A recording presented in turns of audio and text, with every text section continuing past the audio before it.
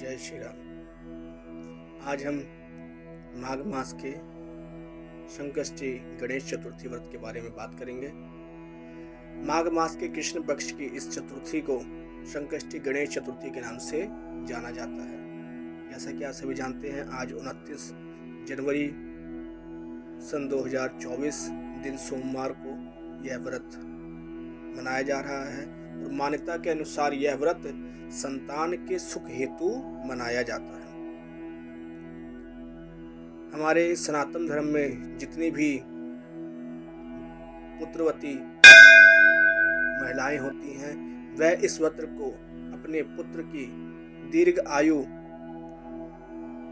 और आरोग्यता हेतु इस व्रत का उपवास करती हैं। इस व्रत से संतान के ऊपर आने वाले कष्ट शीघ्र अतिशीघ्र दूर हो जाते हैं और इस दिन श्री गणेश जी महाराज की पूजा अर्चना करनी चाहिए। पूरे दिन उपवास रख के, निराजल उपवास रख के, संध्या काल में जब चंद्रमा उदय होता है, चंद्रमा को अर्घ्य दे करके इस व्रत का उद्यापन किया जाता है, इस व्रत को खोला जाता है। इसी व्रत के संदर्भ में एक कथा आज आपको सुनाते हैं, श्री गणेश चतुर्थी की कथा आज सभी सुनेंगे। पुराणों में प्रचलित श्री गणेश जी की वैसे तो विभिन्न कथाएं आती हैं, उसी में से एक कथा मैं आपको सुनाता हूँ। गणेश जी महाराज की जय। गजाननं भूतगणादिसेवितं कपितजम्बूफलचारुभक्षणं उमासुतं शोकविनाशकारकं नमामि विघ्नेश्वरपादपङ्कजं। विघ्नेश्वराय वरदाय सुरप्रियाय लंबोदराय सकलाय जगतहिताय नागाननाय स्तुत्यज्ञविभूषिताय गौरीसुताय गणनाथ नमो नमस्ते। संकष्टी गणेश चतुर्थी व्रत की जय। गणेश जी महाराज की जय। समय की बात है, राजा हरिश्चंद्र के राज्य में कुम्हार रहा करता था। वह मिट्टी के बर्तन बनाया करता था, लेकिन किसी कारणवश उसके जो मिट्टी के बर्तन थे वह कच्चे रह जाते थे और इसी चिंतन में एक दिन वह भटकते भटकते एक तांत्रिक के पास जा पहुंच जाता है। तांत्रिक के पास पहुंच करके उनको प्रणाम करता है, अभिवंदन करता है और उसके पश्चात उनसे पूछ लेता है कि हे महाराज, मेरा एक कष्ट है। तांत्रिक कहता है कि क्या कष्ट है? तो कुम्हार कहता है कि हे महाराज, मैं जो भी मिट्टी के बर्तन बनाता हूँ वह बर्तन कच्चे रह जाते हैं। क्या हो जाता है? कच्चे रह जाते हैं। तांत्रिक कहता है कि एक उपाय है, किंतु बड़ा ही कठिन उपाय है। अगर वह उपाय तुम कर लो तो तुम्हारा यह जो दोष है वह खत्म हो जाएगा। बताता है कि कल चतुर्थी तिथि है। चतुर्थी तिथि को जब तुम रात में आंव लगाओगे तो उस आंव के बीच में एक नवजात शिशु की बलि देने से तुम्हारा यह जो दोष है यह दूर हो जाएगा।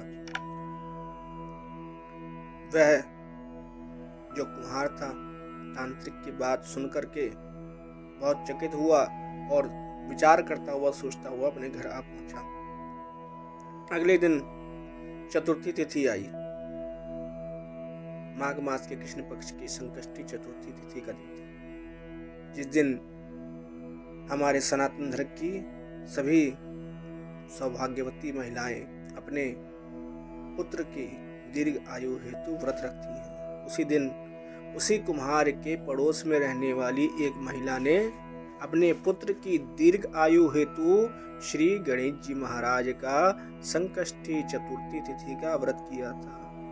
उसका शिशु छोटा सा शिशु था, कुछ महीनों का शिशु था। कुम्हार ने देखा कि यह एक छोटा शिशु है जो मेरे कार्य हेतु अति उत्तम रहेगा। उसने संध्या काल में उसके बच्चे को चुरा लिया। चुरा करके उसने अपना अग्नि का आंव लगाया था आंव के बीच में एक मटका रख करके उसने उस मटके के अंदर उस शिशु को रख दिया। रखने के उपरांत आंव के बीचों बीच में वह मटका स्थापित किया और मटके के आजू बाजू में अपने बाकी के मिट्टी के बर्तन उसने स्थापित कर दिए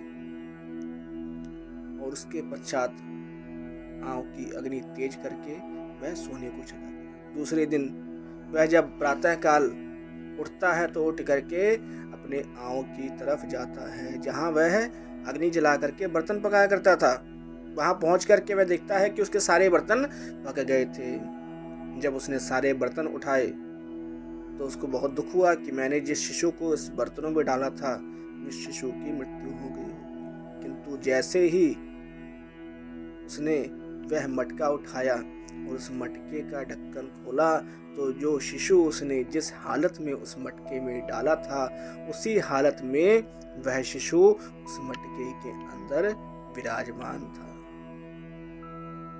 वह बहुत डर गया, भयभीत हो गया और उसने यह सारी घटना दौड़ते हुए गया और अपने राज्य के राजा के दरबार में जाकर के सुना दी। इसके पश्चात राजा ने क्या किया कि उसकी शिशु की माता को राजसभा में बुलाया गया और माता से पूछा गया कि हे माता, तुम्हारे शिशु को इस कुम्हार ने चुराया था और इसने इसको आंव में रख दिया था, किंतु आंव में पूरी रात रहने के कारण भी इसकी मृत्यु नहीं हुई। क्या तुम कोई टोना टोटका जानती हो? क्या तुम कोई उपाय जानती हो? तो उसकी माँ ने कहा, शिशु की माँ ने कहा कि हे महाराज, मैं कोई टोना टोटका नहीं जानती, मैं कोई जप तप नहीं जानती, मैं कोई उपाय नहीं जानती, मैं कोई पूजा पाठ नहीं जानती हूँ। तो राजन ने कहा कि यह सब फिर ऐसा चमत्कार कैसे हुआ? तो माता कहती है कि हे राजन, मैंने कल माघ मास के कृष्ण पक्ष की संकष्टी गणेश चतुर्थी का व्रत किया था और उन्हीं गणेश जी की कृपा से मेरी संतान दीर्घ आयु को प्राप्त हुई है, इसीलिए मेरी संतान का बाल भी बांका नहीं हुआ है।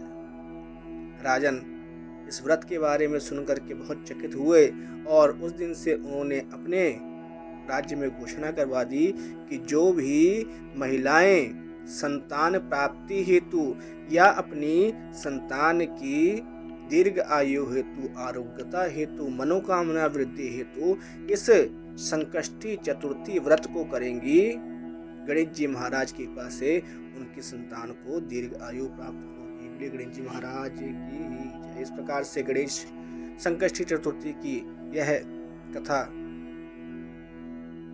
यहीं पे विश्राम लेती है। आप सभी सौभाग्यवती महिलाओं को श्री गणेश संकष्टी चतुर्थी की हार्दिक शुभकामनाएं और श्री गणेश जी महाराज आप सभी माताएं बहनों के संतानों को दीर्घ आयु प्रदान करें, ऐसी हमारी मनोकामना है। जय श्री राम।